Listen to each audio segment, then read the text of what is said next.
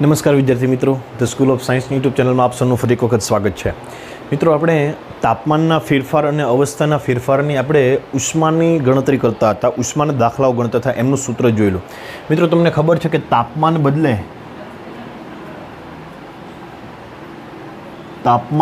તો કઈ ઉષ્મા આવશે? બધાને ખબર છે કે ભાઈ તાપમાન બદલે તો વિશિષ્ટ ઉષ્મા આવશે।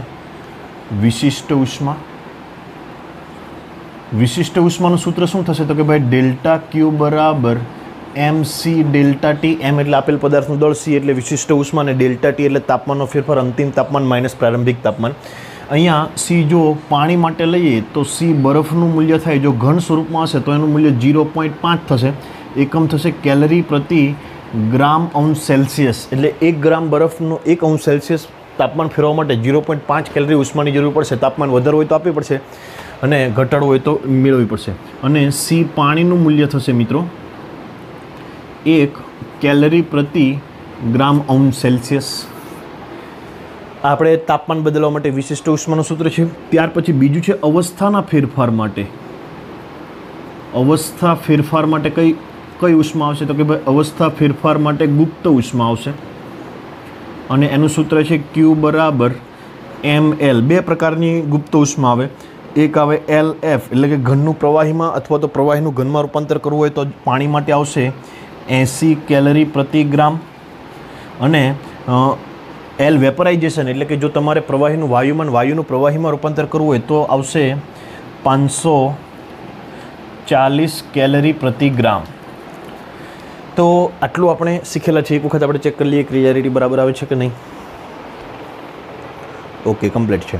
ચાલો, તો હવે આજે આપણે એક નવા સ્વરૂપના દાખલાઓ ગણવાના છે। મિત્રો, બરાબર સમજી લેજો કે મારી પાસે 100 ગ્રામ પાણી છે। કેટલું પાણી છે? 100 ગ્રામ। એક પાત્રમાં મેં 100 ગ્રામ પાણી લીધું અને એનું તાપમાન છે 20 અંશ સેલ્સિયસ। કેટલા તાપમાન છે? 20 અંશ સેલ્સિયસ। અને બીજું એક 500 ગ્રામ પાણી છે, એનું તાપમાન છે 50 અંશ સેલ્સિયસ। એનું તાપમાન કેટલું છે? 50 અંશ સેલ્સિયસ। હવે જ્યારે આ બંને પાત્રમાં રહેલા પાણીને કોઈ એક પાત્રની અંદર ભરવામાં આવે તો શું થશે? તો કે ભાઈ આનું તાપમાન વધારે છે, આનું તાપમાન ઓછું છે। જ્યારે બે પદાર્થોના તાપમાન અલગ અલગ હોય ત્યારે શું થશે? તો કે એક પદાર્થમાંથી ઉષ્મા બીજા પદાર્થમાં સ્થાનાંતર થશે। શેમાંથી સ્થાનાંતર થશે? તો કે વધારે તાપમાનવાળા પદાર્થમાંથી ઓછા તાપમાનવાળા પદાર્થમાં જશે। તો આ ઉષ્મા ગુમાવશે, આ ઉષ્મા મેળવશે। બહારથી કોઈ ઉષ્મા આવશે ખરી? નહીં। અંદર કોઈ ઉષ્મા જશે ખરી? બહારથી કોઈ અંદર જશે ખરી? નહીં। શું થશે ભાઈ? આમાંથી આમાં ટ્રાન્સફર થશે। તો આની ઉષ્માનો ફેરફાર અને આની ઉષ્માનો ફેરફારનો સરવાળો કેટલો થશે? 0। કેટલો સરવાળો થશે? 0। સમજ પડે છે? કેમ કે આ ગુમાવે છે એ જ આ મેળવે છે। બહારથી તો આપણે એટલે પરિણામી ટોટલ ઉષ્મા શું થશે? તો કે ભાઈ એક ગુમાવે તો એની ઉષ્મા માઇનસ થશે, એક મેળવો તો એની ઉષ્મા કેવી થશે? પ્લસ થશે। પરિણામ કેટલું મળશે આપણને? 0 મળશે। ચાલો, તો મિત્રો ગણતરી કરીએ કે ભાઈ આ બંને પદાર્થોનું તાપમાન પહેલાં 20 હતું અને 50 હતું। દાખલા તરીકે અંતિમ તાપમાન એનું T થઈ જાય છે। અંતિમ તાપમાન કેટલું થઈ જાય? T। આ ઉષ્મા કેટલી ગુમાવશે, આ કેટલી મેળવશે? તો કે ભાઈ આ જેટલી ગુમાવશે એટલી જ આ મેળવશે। આપણે ફરી વખત કહીએ છીએ કે અંદરથી કોઈ ઉષ્મા બહાર નથી જતી કે બહારથી કોઈ અંદર નથી આવતી, માત્ર એક પદાર્થમાંથી બીજા પદાર્થમાં સ્થાનાંતર થાય। તો આવું કહી શકાય કે આણે મેળવેલી ઉષ્મા કેટલી હશે? તો કે ભાઈ એણે મેળવેલી ઉષ્મા, હવે બીજી એક વાત કે આ ઉષ્મા મેળવીને તાપમાન વધારશે। આનું તાપમાન વધીને કેટલું થઈ શકે? તો કે ભાઈ આના કરતાં તો ન જ વધે। જેની પાસેથી લેવાનું છે એની પાસે એના કરતાં તો ના વધી શકે, એટલે આનું તાપમાન વધીમાં વધી 50 થઈ શકે, એનાથી વધારે ના થઈ શકે। બીજું, આના તાપમાનમાં શું થશે? ઘટાડો થશે। કેટલો ઘટાડો થાય? તો કે ઘટાડો થઈને આટલા સુધી ઘટાડો થઈ શકે, એના કરતાં ઘટાડ એટલે કે આપણું અંતિમ તાપમાન 20 હોઈ શકે છે જેવું નહીં, 20 અને 50ની વચ્ચે ગમે તે હોઈ શકે। 50 કરતાં વધારે પણ ના હોઈ શકે આપણું અંતિમ તાપમાન, ને 20 કરતાં ઓછું પણ ના હોઈ શકે। તો આપણે ગણતરી કરીએ કે કેટલું હશે। ચાલો, Q તો 20 થી 50 આ પાણીનું તાપમાન 20 થી 50 થાય એ સમયગાળા દરમિયાન ક્યાંય અવસ્થા બદલશે ખરી? નહીં। અવસ્થા ક્યારે બદલે? 0 અને 100 જ બદલે। તો 20 થી 50 દરમિયાન આપણે તાપમાનનો ફેરફાર એટલે આ વિશિષ્ટ ઉષ્મા જ આવશે। આપણે પાણી માટે જ ગણવાની છે, તો આ સૂત્ર મૂકવાનું, ડેલ્ટા Q બરાબર MC ડેલ્ટા ટી। ચાલો, એમ કેટલું છે? એનો 100 ગ્રામ, આપણે ગ્રામમાં જ લેવાનું છે। સી પાણી માટે, અહીંયા પાણી અવસ્થા છે તો પાણી માટે કેટલું છે મૂલ્ય? 1। ડેલ્ટા ટી કેટલું? તો કે પહેલાં 20 હતું, પછી કેટલું થઈ જાય? T। તો કેટલું લખાય? અંતિમ માઇનસ પ્રારંભિક, T -20। ચાલો, તો આને વ્યવસ્થિત ગણતરી કરો તો આવો આવશે 100 ટી માઇનસ 20 એટલે આવું લખી શકાય 100 ટી માઇનસ 100 ગુણ્યા 20 2000 આ તમારો ડેલ્ટા ક્યુ આનો એકમ કોઈ આવશે કેલરી એકમ આવશે સમજ પડે છે આટલી ઉષ્મા એ મેળવશે કેમ મેળવશે તો કે એનું તાપમાન 20થી વધીને ટી થશે ચાલો બીજી ઉષ્મા આપણે આ ઉષ્મા મેળવશે આનું તાપમાન 50થી કેટલું થઈ જશે ટી થઈ જાય તો એ ઉષ્મા ગુમાવશે તો ડેલ્ટા ક્યુ બરાબર શું થશે MC ડેલ્ટા ટી એમ કેટલું 500 ગ્રામ સી કેટલું 1 ડેલ્ટા ટી કેટલું તો કે અંતિમ તાપમાન કેટલું થશે ટી માઇનસ પ્રારંભિક કેટલું હતું એનું 50 ચાલો તો કેટલા થશે 500 ટી માઇનસ 500 અંદર ગુણ્યા એટલે 5 5 25000 કેલરી આ ડેલ્ટા ક્યુ આટલો થશે મિત્રો સમજણ પડે છે આની ઉષ્મામાં અહીંયા ઉષ્મા મેળવીએ છીએ અહીંયા ઉષ્મા ગુમાવીએ છીએ પણ ટોટલ બંનેનો ફેરફાર આને Q1 કહો આને Q2 કહો તો બંનેનો ફેરફાર પરિણામી કેટલો થશે delta Q1 plus delta Q2 તો કે ભાઈ પરિણામી તો 0 થશે કેમ પરિણામી 0 થશે કેમ કે આની ઉષ્મામાં વધારો થશે એટલે એ ધન આવશે આની ઉષ્મામાં ઘટાડો થશે એટલે ઋણ થશે જેટલો આમાં વધારો થશે એટલો જ આમાં ઘટાડો થશે એટલે પરિણામ કેવું થશે 0 તો આપણે આવું કહી શકીએ ડેલ્ટા Q1 બરાબર માઇનસ ડેલ્ટા Q2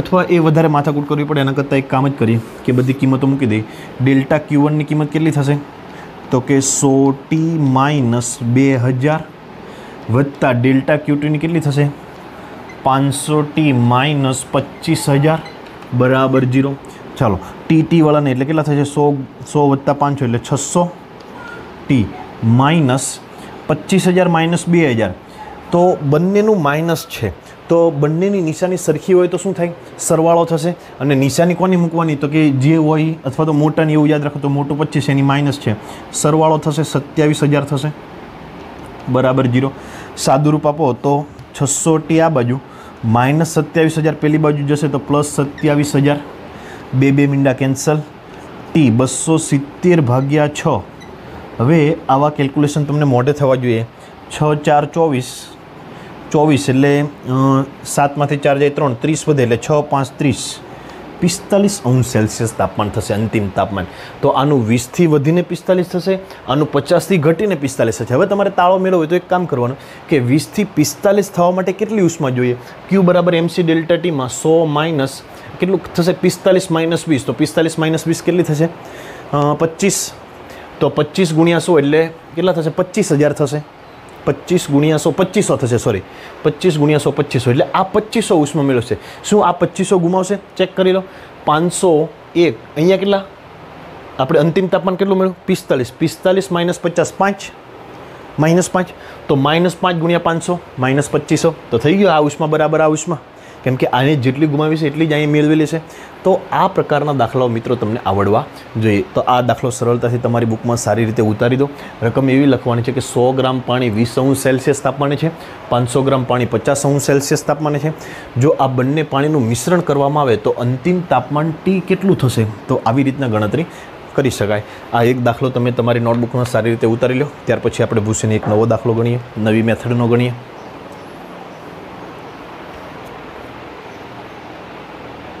પછી મિત્રો એક બીજો દાખલો છે બીજા દાખલાની રકમ કંઈક આ પ્રમાણે છે કે તમારી પાસે 100 ગ્રામ બરફનો ટુકડો છે શું છે 100 ગ્રામ બરફનો ટુકડો અને એનું તાપમાન છે 0 સેલ્સિયસ કેટલું તાપમાન છે 0 સેલ્સિયસ અને બીજું 500 ગ્રામ પાણી છે અને એનું તાપમાન છે 100 સેલ્સિયસ 90 સેલ્સિયસ રાખીએ 90 સેલ્સિયસ તાપમાન છે એટલે આવું કહી શકાય કે 500 ગ્રામ પાણી 90 સેલ્સિયસ તાપમાને છે એમાં એક 100 ગ્રામનો 0 સેલ્સિયસ તાપમાન ધરાવતો બરફનો ટુકડો તમે એડ કરો તો શું થશે તો કે ભાઈ આપણને એટલી ખબર છે કે આનું તાપમાન વધારે આનું તાપમાન ઓછું બંનેનું મિશ્રણ થશે ત્યારે આમાંથી ઉષ્મા આમાં જશે ક્યાં સુધી જશે જ્યારે બંનેનું તાપમાન સમાન નહીં થઈ જાય ત્યાં સુધી બરાબર યાદ રાખજો મિત્રો બંનેનું તાપમાન સમાન નહીં થઈ જાય ત્યાં સુધી આ પ્રક્રિયા થશે પછી પ્રક્રિયા થશે નહીં બંનેનું તાપમાન દાખલા તરીકે આનું તાપમાન 10 થઈ ગયું આનું 10 થઈ ગયું ત્યાર પછી પ્રક્રિયા બંધ થઈ જશે સમગ્ર પરિણામી તાપમાન કેટલું થઈ ગયું 10 તો તાપમાન સમાન હોય તો ઉષ્માની આપલે થાય નહીં સૌપ્રથમ મિત્રો તમારે એ નક્કી કરવાનું છે કે આ ઉષ્મા ગુમાવશે કેમ કે એનું તાપમાન વધારે છે. આ ઉષ્મા મેળવશે, આ ઉષ્મા મેળવીને તાપમાન વધારશે કે અવસ્થા બદલશે? તો કે ભાઈ 0°C તાપમાને બરફ છે, હવે તમે એને ઉષ્મા આપશો તો એ બરફનું તાપમાન ન વધે, એ બરફનું પહેલાં પાણી થઈ જાય અને પછી એ પાણીનું તાપમાન વધે. તો પહેલાં તો આપણે એ જોવાનું કે એ જેટલો બરફ છે એ બધા જ બરફનું પાણી થવા માટે કેટલી ઉષ્મા જોઈશે. તો બરફનું પાણી થવા માટે કઈ ઉષ્મા આવે? તો કે અવસ્થા ફેરફાર ગુપ્ત ઉષ્મા Q બરાબર ml. તો આ બધા બરફનું પાણી થવા માટે આપણે ઉષ્માની ગણતરી કરીએ કે Q બરાબર ml. m કેટલું છે? 100 ગ્રામ. L કેટલું છે? તો કે LF આવશે કે LV આવશે? LF આવશે, કેમ કે આપણે ઘનનું પ્રવાહીમાં રૂપાંતર કરવું હોય તો LF, એટલે એનું મૂલ્ય કેટલું થાય? 80. કેટલી ઉષ્માની જરૂર પડશે? 8000 કેલરી ઉષ્માની જરૂર પડશે. શા માટે? તો કે બધા જ બરફનું પાણી થાય એટલે. શું આ જો હવે બીજી વાત કે આ 8000 કેલરી ઉષ્મા ગુમાવશે તો આનું તાપમાન કેટલું થશે? 8000 કેલરી ઉષ્મા એ લઈ લીધી, તો આ 8000 ગુમાવીને એનું તાપમાન કેટલું થશે? અહીંયા 8000 કેલરી મેળવી એટલે હવે એ શું થઈ જશે? તો કે ભાઈ આને તમે 8000 કેલરી ઉષ્મા આપશો તો એ શું થઈ જશે? કે 100 ગ્રામ પાણી થઈ જશે. કેટલા તાપમાને? તો કે ભાઈ આ ખાલી બરફનું પાણી જ થયું છે, આપણે તાપમાન તો એનું જ રાખવાનું, ખાલી અવસ્થાનો ફેરફાર જ થયો છે. કેટલી ઉષ્મા આપવાથી? 8000. શું આ તો હવે આપણે આની ગણતરી કરી કે ભાઈ આનું તાપમાન કેટલું થયું છે 8000 કેલરી ઉષ્મા આપીને? તો 8000 ના 8000, ખાલી ટ્રાયલ પૂરતો દાખલો છે મિત્રો, બરાબર સમજજો. આવી રીતે ના ગણાય પણ આ તો મારે તમને સમજણ માટે. 8000 બરાબર અહીંયા કયું સૂત્ર આવશે? Q બરાબર MC ડેલ્ટા ટી, કેમ કે એનું તાપમાન ઘટશે. અહીંયા 90°C તાપમાને તમે એમાંથી ઉષ્મા બહાર કાઢો તો એ ડાયરેક્ટ બરફ નહીં થઈ જાય, એ પહેલાં 90થી પહેલાં 89, 88, 87 આમ 0 આવશે ને પછી તમે ઉષ્મા કાઢશો તો એ થશે. તો Q બરાબર M કેટલા? 500. C કેટલા થશે? તો કે પાણી માટે છે 1. ડેલ્ટા ટી કેટલા થશે? તો કે અંતિમ T થશે, સોરી અંતિમ, હા આપણે T તાપમાન ગણવાનું છે, અંતિમ T અને પ્રારંભિક 90. મિત્રો આ ઉષ્મા પ્લસ આવશે કે માઇનસ? તો કે ભાઈ આ ઉષ્મા ગુમાવે છે એટલે આ 8000 જેટલી ઉષ્મા ગુમાવશે એટલે કેવું આવશે? માઇનસ આવશે, બરાબર સમજો. એક એક બિંદુ કેન્સલ. -80 બરાબર T માઇનસ 90. ચલો આ 90 ને આ બાજુ આવવા દો તો +90 -80 બરાબર T.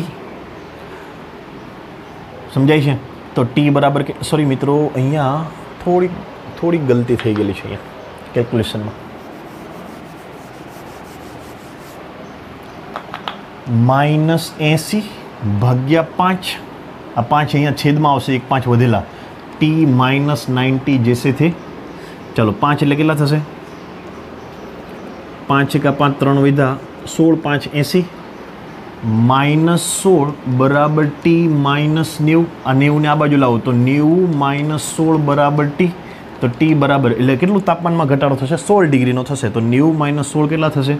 તો કે 74°C થશે. 74°C એ શું થશે? પાણી થશે. કેટલા ગ્રામ પાણી? તો કે એ દળ તો એનું એ જ રહેશે. સમજણ પડી? તો 8000 કેલરી આ બરફનું શું થઈ જશે? પાણી. અને આ પાણીમાં શું થશે? તો કે એનું તાપમાન ઘટીને 74 થશે. તો હવે આપણી પાસે શું છે? તો કે હવે આપણી પાસે 100 ગ્રામવાળું 0°C તાપમાનવાળું અને 74°C તાપમાનવાળું કેટલું પાણી છે? 500 ગ્રામ છે. હવે શું કરવાનું? તો કે હવે ભાઈ આગળની રીત, આ જેટલી ઉષ્મા મેળવશે આ એટલી જ ઉષ્મા ગુમાવશે. આ જેટલી ઉષ્મા મેળવશે એટલી જ ઉષ્મા ગુમાવશે. આ શું કામ મેળવશે? તો કે એનું તાપમાન 0°C તાપમાનવાળું છે. આ શું કામ ઉષ્મા ગુમાવશે? તો કે એનું 74°C તાપમાનવાળું છે. હવે આ 0°C તાપમાન, હવે અંતિમ તાપમાન વધુમાં વધુ કેટલું હોઈ શકે? તો કે વધુમાં વધુ 74 કરતાં વધુ ના હોઈ શકે, કેમ કે એ ઉષ્મા ગુમાવશે ત્યારે આ ઉષ્મા મેળવશે, આ ઉષ્મા ગુમાવશે તેનું તાપમાન ઘટશે અને આ ઉષ્મા મેળવશે તો ઓછામાં ઓછું તાપમાન કેટલું થશે? તો કે ઓછામાં ઓછું 0 અને વધુમાં વધુ 74. ચાલો તો ગણીએ. ડેલ્ટા Q એટલે MC ડેલ્ટા T. હવે તો અહીંયા તાપમાનનો જ ફેરફાર થશે, આ બાજુ પણ MC ડેલ્ટા T. ચાલો M કેટલા? 100. C1 ડેલ્ટા T એટલે અંતિમ તાપમાન માઇનસ, અંતિમ તાપમાન આપણને ખબર નથી, આપણે T ધારી લીધું તો T -0. આ બાજુ M કેટલા? 500. C કેટલા? 1. ડેલ્ટા T કેટલા? તો કે T -74. પણ આ પ્લસ આવશે ને આ કેવું આવશે? માઇનસ. શું કામ માઇનસ આવશે? તો કે ભાઈ પરિણામી delta Q1 plus delta Q2 એ બંનેનો સરવાળો 0 થાય. તો આને આ બાજુ લખીએ તો આપણે બંનેનો સરવાળો 0 દેખાડે, અને એને બદલે આપણે આ બાજુ લખ્યા. અથવા તો બીજી એવી રીતે વિચારી શકાય કે આ ઉષ્મા મેળવે, આ ઉષ્મા ગુમાવે. અહીંયા આપણે એવું ધારેલું કે આ ઉષ્મા ગુમાવે એટલે માઇનસ. ચાલો 0 0 0 0 કેન્સલ. અહીંયા શું આવશે? T -0. આ -5 અંદર ગુણ્યા એટલે -5 × T. Minus minus plus minus minus plus 74 × 5 એટલે 5 × 20 2 7 5 35, 36 ને 37. ચાલો હવે આ બાજુ આવશે t -0 તો t, આ -5t આ બાજુ આવશે એટલે 6t બરાબર 370. તો t બરાબર 370 ભાગ્યા 0 એટલે 6 6 36, 1 વધ્યા 10 એટલે 61, 6 1 6, 4 વધ્યા 8, 61.8 અંશ સેલ્સિયસ તાપમાન થશે મિત્રો. કેટલું થશે? 61.8 અંશ સેલ્સિયસ. તો આવા પ્રકારના દાખલાઓ મિત્રો તમને સરળતાથી આવડી જાય એવું આપણે આયોજન કરવું પડે. આ એક રીત છે. આ દાખલો ઘણી બધી રીતે થઈ શકે. તો દરેક બાળક વિદ્યાર્થી મિત્રો આ દાખલો પણ પોતાની નોટબુકમાં સારી રીતે ઉતારી દેશે. દરેક જણ દાખલો ઉતારે.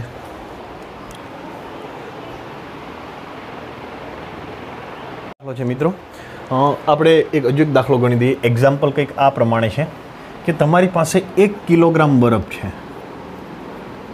1 કિલોગ્રામ બરફ છે 0 અંશ સેલ્સિયસ તાપમાને. કેટલા તાપમાને છે? 0 અંશ સેલ્સિયસ તાપમાને. અને બીજું આ 1 કિલોગ્રામ બરફને 0 અંશ સેલ્સિયસ તાપમાને બરફનો જે ખાંગડો છે એને આપણે 1 કિલોગ્રામ 10 અંશ સેલ્સિયસ તાપમાનવાળા પાણીમાં નાખવાનો છે. તો અંતિમ તાપમાન કેટલું થશે? બરાબર સમજો. 1 કિલોગ્રામ બરફ 0 અંશ સેલ્સિયસ તાપમાન, 1 કિલોગ્રામ 10 અંશ સેલ્સિયસ તાપમાન પાણીમાં ઉમેરો. તો કે ભાઈ આનું તાપમાન વધારે, આનું તાપમાન ઓછું, આ ઉષ્મા મેળવશે, આ ઉષ્મા ગુમાવશે. તો સૌપ્રથમ તો એ નક્કી કરો કે આનું વધુમાં વધુ તાપમાન, તમને ડાયરેક્ટ આઈડિયા આવી જવો જોઈએ કે વધુમાં વધુ ને ઓછામાં ઓછું તાપમાન કેટલું હશે. તો કે ભાઈ બંનેને જ્યારે ભેગા કરો ત્યારે પરિણામી તાપમાન આ 10 કરતાં વધારે નહીં હોય અને 0 કરતાં ઓછું નહીં હોય. હવે આ બધા જ બરફનું પાણીમાં રૂપાંતર થવા માટે પહેલાં તો શું થશે? તો કે આ ઉષ્મા મેળવશે. બરફનું 0 અંશ સેલ્સિયસ તાપમાને તો છે. હવે એ ઉષ્મા મેળવશે તો તાપમાન નહીં વધારે. શું કરશે? અવસ્થા બદલશે. તો આનું પાણીમાં રૂપાંતર થવા માટે કેટલી ઉષ્માની જરૂર પડશે? તો કે Q બરાબર mLF. એમ કેટલું છે? 1 કિલોગ્રામ. કિલોગ્રામ નહીં ચાલે, ગ્રામમાં જ હોવું જોઈએ. કેમ કે આપણું LF છે એ ગ્રામમાં છે, કેલરી પ્રતિ ગ્રામમાં છે. એટલે એમ 1 કિલોગ્રામ એટલે 1000, 1 કિલોગ્રામ એટલે 1000 ગ્રામ ખબર હોવી જોઈએ. LF એટલે 80 એટલે કેટલા થશે? 80,000 કેલરી જો ઉષ્માને મળશે, 80,000 કેલરી જો ઉષ્મા મળશે તો એનું તાપમાન, તો એ બધો બરફ પાણી થઈ શકશે. શું 80? તો હવે આપણે એ ગણીએ કે આનું તાપમાન T એવું કેટલું હશે કે આ 80,000 કેલરી જેટલી ઉષ્મા આપી શકે. તો એક કામ કરીએ કે આનું તો તમે ઉષ્મા આપશો તો તાપમાન ઘટશે. કયું સૂત્ર આવશે? Q બરાબર MC ડેલ્ટા T. ચાલો Q કેટલું? તો કે આપણે કેટલું ગણવાનું છે? 80,000. કેમ માઇનસ લખું? તો કે એ ઉષ્મા ગુમાવશે. એમ કેટલું છે? 1 કિલોગ્રામ એટલે 1000. સી કેટલું છે? તો કે સી 1. ડેલ્ટા ટી કેટલું? તો કે T -10. સમજણ પડે છે?